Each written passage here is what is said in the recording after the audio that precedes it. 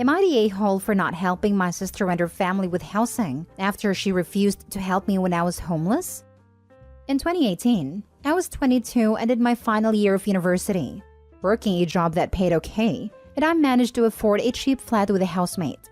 I honestly thought life was gonna be great, as I had a few months left of my degree, and I saw myself being able to eventually going into a better paying job with a better place to live in.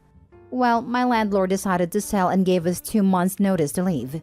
I had no hard feelings, and I had every confidence I'd find a place, but man, I got terrible luck. Everything was out of my price range, and my roommate decided to move back home. It took me almost my whole 2 months notice to find an affordable flat to rent, and I basically had to wait 4 months to be able to move in. I basically was at a loose end, and so I asked my sister if I could stay with her husband, and their 2 kids, as she's all the family I have, just for a few weeks till I figured something out. I was okay with her telling me no, but she basically was so cruel, and that she told me I wasn't her problem. I should have been more prepared, and that I better enjoy being homeless as she's not giving me any handouts. Not gonna lie, her words hurt a lot, and she was so bitter that I decided to never ask her for a favor again. I ended up just asking a friend to store my things for me, and was couch surfing between her and some other friends for the whole 4 months, whilst having little to no money to my name, as all my money went to the new flat or paying my friends' upkeep for having me. I offered as I felt bad for them having me. I was in the flat for 3 years until I finally managed to save enough for a little 3-bedroom house for me after working my butt off to get a job relevant to my degree. And scrimping. I'm okay now, but I'll never forget how cruel my sister was and how awful being homeless was. I'm 26 now and have gone low contact with her. I never really hear from her unless she wants something, and she told me that basically her and her family cannot afford their mortgage due to the rates going up. She says they're going to have to sell the house and find something cheaper, and ask if they could stay with me for a while. She said she could pay something, and even the kids could share a room, and I told her no way in hell. I told her I was sorry for her situation, but that she made it clear years ago she wasn't responsible for me, so I'll extend the same courtesy to her. Now she is saying I'm a heartless a-hole and ruining her kids' lives. Edited to add, I should add that her kids are my nephews, but I barely know them. My sister and I have an okay relationship, but it's clear I'm an afterthought to her. When I say she only messages when she wants something, I mean like she'll send me pictures of the boys, then immediately ask for money to get them something. Stuff like that. From what I know, the boys are pretty spoiled.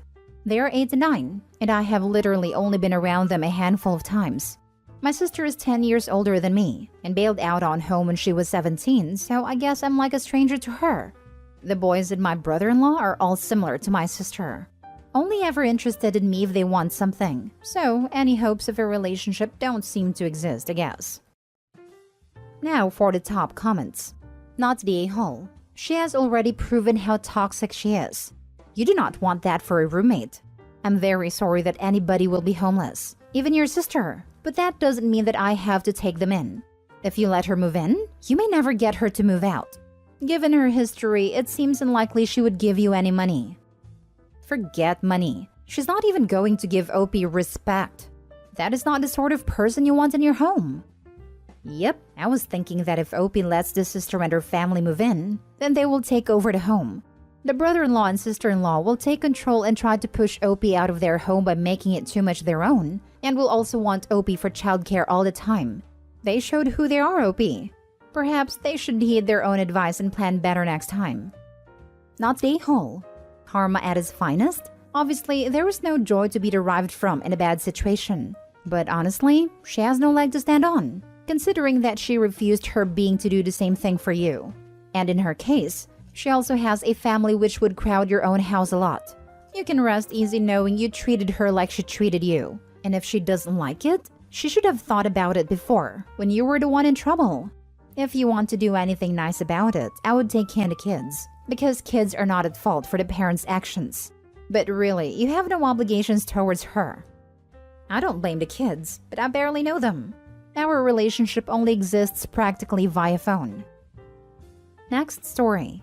Am I the a-hole for telling my wife I won't help, and I will leave our house if her brother comes to Thanksgiving? My wife and I are supposed to host Thanksgiving for her family this year. Her parents are flying in tomorrow night and are staying with us until Saturday. Her sister and her family live a couple hours away, so they are coming just for the day on Thursday. One family member that I specifically asked about was her younger brother, Mike. Mike has struggled with substance use and gambling for as long as I've been with my wife. Shortly after my wife and I got married, he conned my wife out of about $5,000. She pulled the money from our shared account without talking to me about it. The money was supposed to be for a down payment on a house that Mike was going to renovate and flip, and he promised my wife that he would give her more than double back after he sold the house. Well, he didn't even buy the house. He used the money to pay off some gambling debts, go on a bender, and gamble the rest away.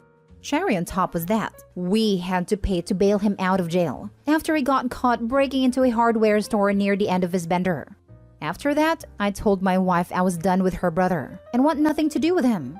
She tried to talk me out of it by saying he's still family and all that BS that enablers like to say. He showed up at our house about 6 months after that, but I was the only one home. He said he wanted to talk to his sister, but I told him to leave before I called the cops. He tried to apologize, but I told him that unless he has $5,000 to put in my hand, I don't want to hear a word he has to say. I told my wife what happened, and she called me out for being a jerk to her brother when he was trying to apologize. But I just don't trust him. When we were planning Thanksgiving, I was told by my wife that Mike is not attending. I specifically asked, and she said he isn't coming. But last night, my mother-in-law called for a final chat before they fly out, to make sure they didn't need to bring anything else. My wife had her on speaker, and mother-in-law asked if my wife had heard from Mike. My wife quickly took her off speaker and left the room. When she came back, she immediately started trying to explain. She said that Mike had apologized to everyone in the family and has been totally clean for almost a year. She said he started his own business and is doing really well. She said that she invited him to Thanksgiving because it's supposed to be about family and coming together. She said that everyone in the family has forgiven him, and she needs me to forgive him too. I told her that if Mike shows up, I will leave. I told her that I have forgiven her for giving him that money without talking to me about it, but I haven't forgiven him, and I don't want to see him. She asked me to do it for her because it's important to her, and I told her that this is a hard boundary for me, and if he comes, I go. She said I'm putting her in an impossible position to choose between her brother and her husband, that I need to forgive him like everyone else has. Not the a-hole. If your wife wants to mend a relationship between you and him, work needs to be done on a non-holiday day. She can't expect you to just magically be okay with this. The fact that she lies to you about his attendance and was just going to surprise you with it is another kettle of fish altogether, and would already have me questioning a lot of things about your marriage. I'm guessing that my wife thought that if Mike showed up with her entire family there, they could have a kind of mini intervention and convince me to forgive him because they all have. But to me, it feels like an ambush. That's because it is an ambush. Even if Mike doesn't come, you got a big problem. I'd start looking up marriage counselors if I were you. This exactly, OP. Your issue isn't that you can't trust Mike, it's that you can't trust your wife. I think regardless, the bigger issue is your wife constantly does things and then talks you down about how big of an issue they are. Dude, she's not communicating with you responsibly in your relationship. Seriously. First, she goes behind OP's back to steal money, then goes behind his back to plan an ambush with her brother. Who knows what else she's doing behind his back? I don't see how she can be trusted after this. Next story. Am I the a-hole for pointing out that my brother lives a very privileged life? My 45 male, older brother 51 male lives with me. He's never really been good at life. He's had a few jobs here and there, but mostly just stuff like Walmart, McDonald's, and he delivered pizzas for about a month. He's never held down a job for more than 60 days. He dropped out of high school and never bothered to get a GED, let alone any college/trade school. He mostly just sits in his room drinking my booze, smoking my pot, and eating my food while he plays whatever JRPG he's currently obsessed with. I don't mind this. I truly don't. I did well in life and my wife invested our money very well, so we're comfortable. I have more than enough resources to support him fully for the rest of our lives, and I intend to do so. He's not taking food out of my kids' mouths. He's not cutting into their college funds. It's literally extra money that I would just be squirreling away if I didn't spend it on him. Last night at dinner, my wife told me that her brother lost his job. He worked for a company that recently had a massive layoffs, so it was due to no fault of his own, and asked me if we could float him some cash for bills and stuff while he finds a new job. I told her to have him send me an estimate of how much he needs to cover 6 months, and that was that. Or so I thought. My brother proceeded to head over to Facebook and post a rant about how people need to be more self-reliant and not ask for handouts they didn't earn. He didn't mention my brother-in-law by name, but it was pretty clear that that's what triggered his rant. I commented on his post and I asked him how living off of me for the past 9 years was self-reliant. I told him that he is in an incredibly privileged position because not everyone has a millionaire brother to pay all their bills for them. I also asked how the allowance I give him every week is not a handout. Anyway, a bunch of his friends from his video game started clowning on him in the comments. Apparently, he tells people online that he's an investment banker. So he deleted the post and has not come out of his room since. There's an ensuite bathroom, don't worry. My wife says it was messed up for me to call him out publicly like that, and that I could have been more respectful about it. And my aunt is furious with me for airing the family laundry. So I kind of think I might be the a-hole here. Not for what I said, but for the fact I said it publicly. But at the same time, I don't feel like the a-hole because this rant was public too. Now for the top comments. Not the a-hole. A prime example of fool around and find out. I'd kick him out to prove a point, honestly. No way I could do that over this. It'd be one thing if he were dangerous. Like, I'd toss him out in a heartbeat if I felt we weren't safe with him here. But being a bit of a prick isn't enough for me to make him homeless. And that's what I'd essentially be condemning him to. There's nowhere else to go, and he has no skills that could make him enough money to survive. Even still, you should stop coddling him. He can't even work at Walmart for longer than 2 months? He said it made him feel like a slave to the capitalist machine, so he had to quit. He also didn't want to sell hours of his life $8 at a time, which honestly I kind of agree with. $8 per hour is insanely low. Even a cheap apartment out here is $600 per month. So that's like 2 weeks of full-time work before taxes, just to pay rent. Rent is supposed to be a third of your income, not half.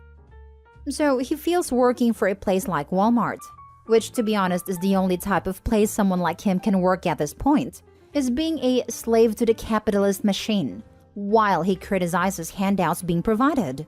Not the a-hole, obviously. You are saving this man's life, and he's insanely lucky to not be homeless right now. Not the a-hole. He decided to do something unnecessary in public. Your aunt seems very fond of him. Will she be taking him in soon? She literally can't. She's in publicly subsidized senior housing. They can't even have overnight guests, let alone move someone else in with them. They'd both end up on the street. The more I think about this, the more shocking I find their attitudes. I have this with my brother-in-law and sister-in-law. They live with my parents-in-law, but because they aren't physically receiving cash from them, just a home and food and use of the car, they don't think they're scrounging. Legit said they were financially independent. Last story. Am I the a-hole for not helping my sister pay for college after I used her college fund?